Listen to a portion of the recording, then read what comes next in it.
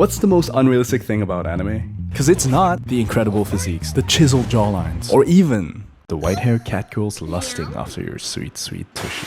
No, those already exist. The most unrealistic thing in anime is this crazy willpower every main character seems to have. We see it all the time. A song starts playing, our hero gets hair extensions, and suddenly... 1,000,000%!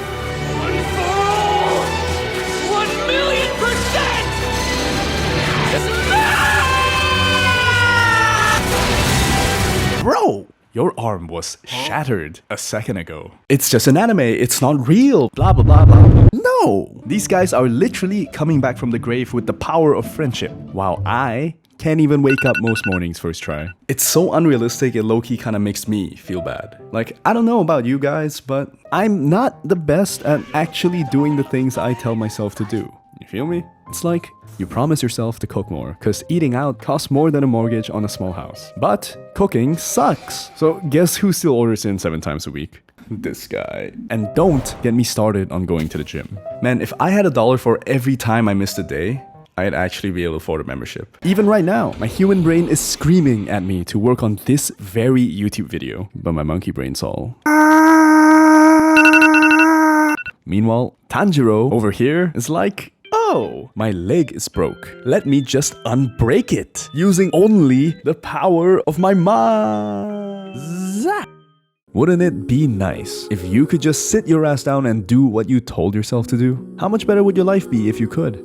Maybe you set a goal for yourself some time ago. Maybe a meaningful one that had the potential to change everything. Could be something big, like building a new side project to help out with the bills. Or something small, like picking up a new fun skill to show off to your friends. You're motivated, you lock in, and that drive springboards your starry-eyed self into action for the first time. In anime, this is the part where Deku inherits One for All, where Tanjiro first picks up his sword, where Hunter from Hunter x Hunter starts, huntering? I don't know, never seen the show. This is the easy part, and you already know what's coming next. Problems start springing up like it's whack-a-mole. Motivation falls off a cliff. What you're doing starts to feel like work. So what do? Push through the pain or take the easy way out, deal with it tomorrow? Well, there is no tomorrow. So you push 1 problem down. You push some more, 2 problems down. But when you're staring down problem number 27 out of God knows how many, tomorrow's not looking so bad anymore now, is it?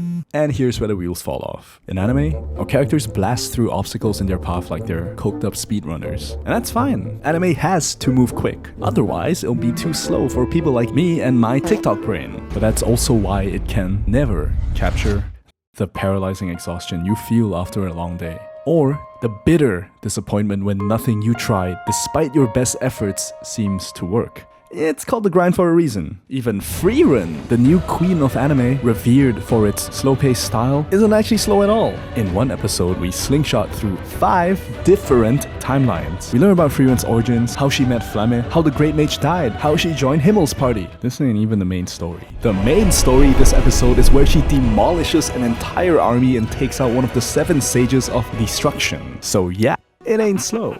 Not to mention... This is absurd! I'm a great demon who has lived for over 500 years! Ara, the one standing before you, is a great mage who's lived for over 1,000.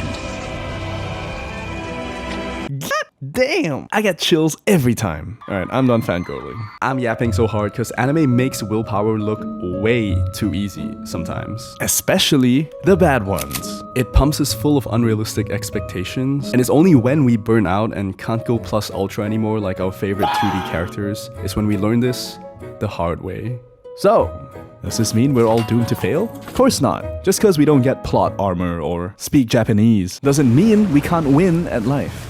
There are literally millions of people, billions, okay, maybe not billions, millions of people who faced the grind head on and came out on top. This guy is one of my favorites.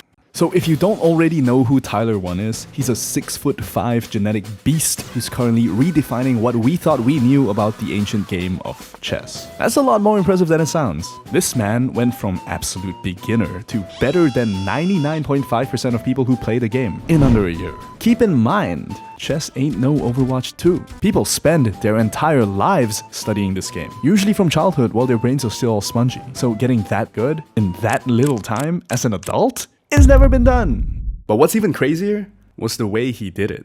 This man legit learned one opening. One! Out of like 3,000? And ran with it. He makes the same 4 moves every game. And it works! Why? Because this man grinds.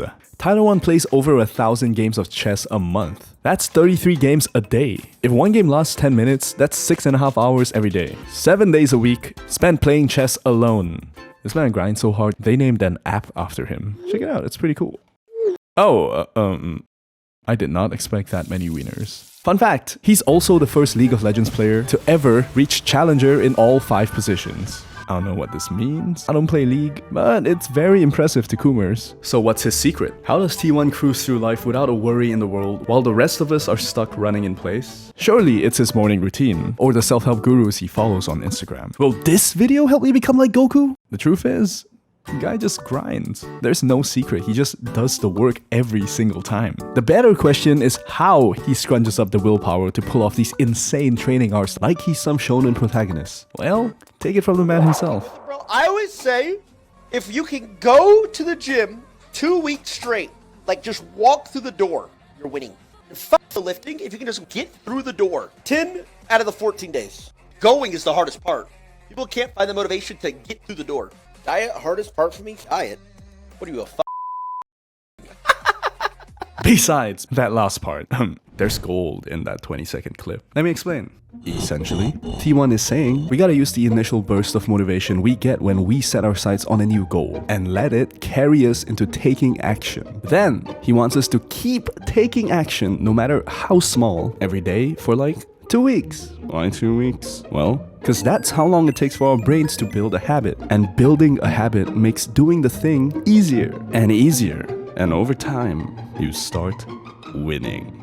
Your wins will be small at first, sure, like finally being able to see your top 2 abs after spending a month in the gym. Doesn't seem like much, but the tiny wins you rack up along the way will give you that extra push to keep grinding, which will help you win some more.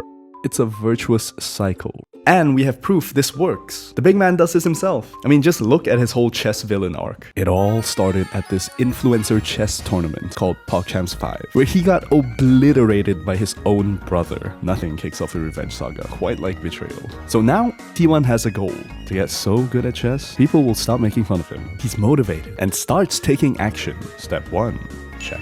Then, he proceeds to play a mind-bending amount of chess for 8 months straight. One time, he even played 1,000 games in a single day and was channeling that iPad kid energy. Habit built. Step 2, check.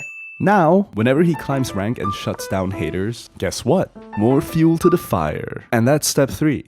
But it wasn't all rainbows and sunshine. Tyler 1 obsessed so much over the grind he'd forget to eat, shower, or sleep for extended periods of time. And that's what animes are trying to show. This unbridled passion for chasing your dreams. They just don't show how hard it actually can be sometimes. But hey, Tyler 1's real, and there are people like him all over the place. Real-life anime protagonists walk among us. So, you ready to be Goku? Or what?